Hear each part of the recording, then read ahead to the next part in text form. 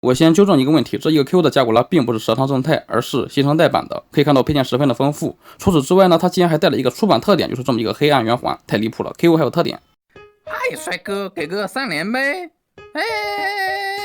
国产 KO 的加古拉到货了，你们猜这个河水呢会有多厉害呢？哦耶，还好，它这个是斜着放的，往里面的这一边呢刚好是在这一个凹口处，所以说呢盒子没什么问题。可以看到呢，这一个是新生代版的，注意看他手上拿的是这个黑的泽塔升华器。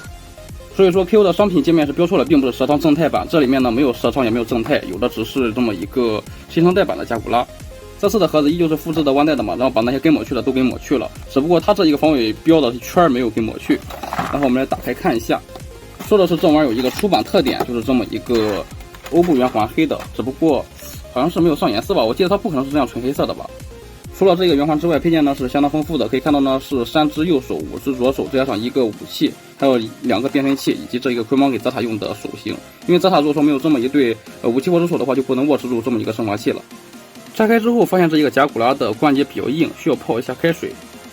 泡了开水之后零件软了，这样的话多掰几下，这个关节就松了，就不再这么紧的掰不动了。刚开盒的时候肩胛是这样悬空的，我们需要把肩胛先拔下来，然后调整到这么一个造型再装回去。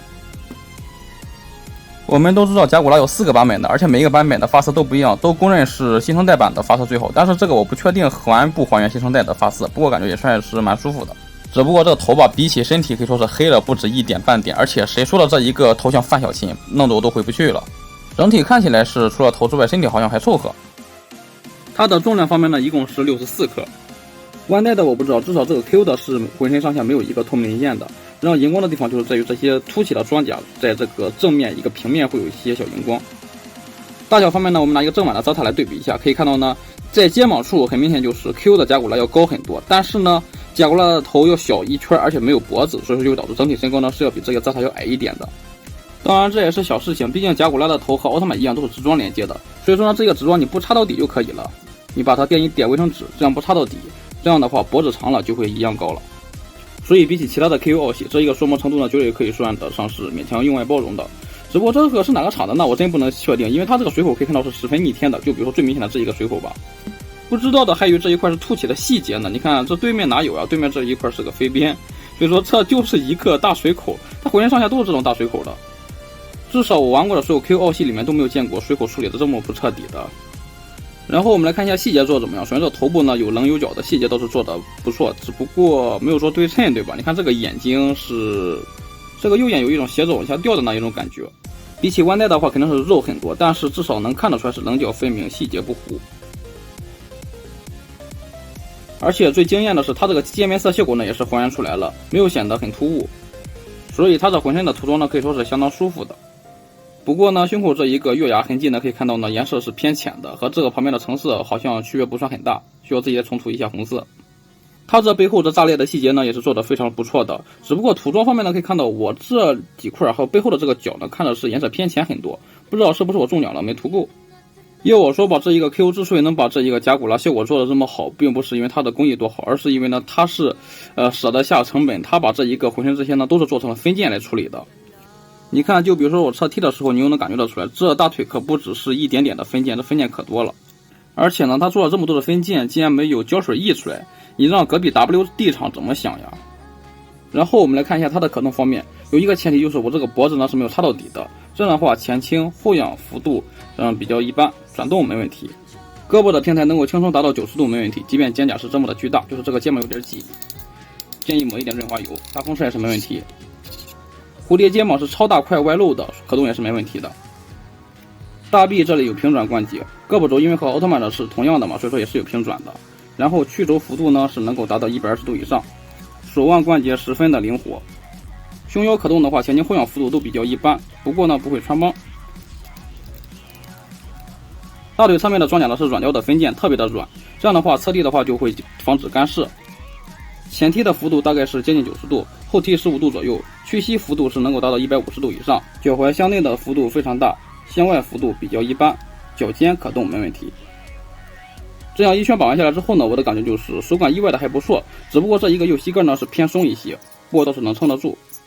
配件方面呢，我们先来看一下替换手。首先是一对武器握指手，它一开始装上的就是武器握指手，只不过评测的时候呢，我换成了握拳手。然后可以看到呢，它是有这么两个凸起的，一个手背甲，一个这个凸起的尖刺。然后是一对五指大张开手，一对五指防守手，这一个细节呢好像还勉强可以看。然后就是两只左手，一个是指人的，一个是这一个拿圆环拿升华器的那个手型。它这个小拇指分的好开呀。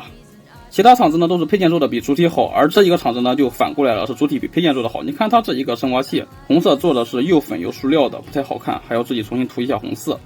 然后这一个圆环呢就是出版的特点嘛，只不过没有颜色呀，需要自己再重新涂一下，至少透明件还原出来了。然后还有一个蓝色的泽塔升华器，开模也是感觉比主体要差了很多，颜色也是，它这个金属色都涂得太浅了，还要自己重新涂一下，水口和主体一样特别的残暴。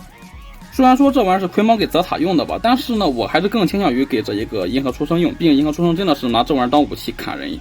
当然了，阿尔法利刃里面并没有带这个武器握指手拿住它，所以说呢，这个加古拉里面带了一对。比较惊喜的是，不用修组合度，竟然直接装上去了。还好这一个加古拉做的主体还算是凑合，不然的话当配件包都有点难受，毕竟发色太差了，还需要手艺人重涂。最后还有这么一把刀，这把刀是配件里面做的最好的了吧？你看这个细节什么的都没有阉割掉，只不过呢，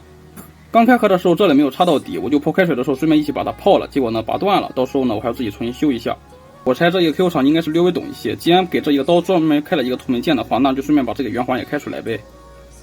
所以我并不和你们一样认为这一个厂是不懂乱翻，毕竟这玩意儿300多块钱翻这干嘛呀？你们是这样说的。我爸认为是他这一个厂呢翻这个甲骨拉翻的时间是过于长了，是在宣布出那一个蛇汤正太版之前开始翻的。